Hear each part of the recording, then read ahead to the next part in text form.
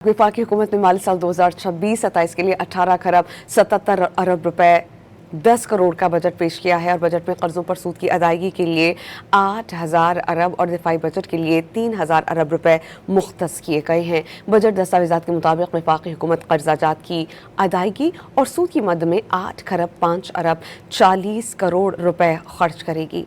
Pension की अदायगियों के लिए 1 खरब 16 अरब 90 करोड़ रुपए मुख्तस करने की तजवीज़ है।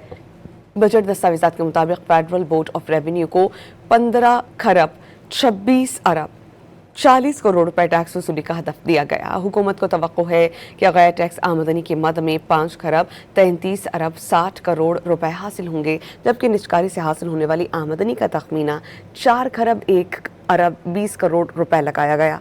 दिफाई खिदमात के इंतजामी उमूर के लिए 1 खरब 7 अरब 10 करोड़ रुपए मुख्तस किए गए।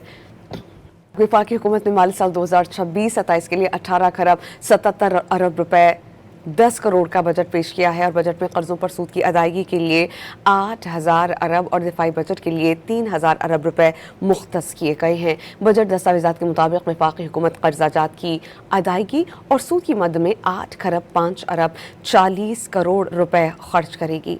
पेंशन की अदायगियों के लिए 1 खरब 16 अरब 90 करोड़ रुपए मुख्तस करने की तजवीज़ है।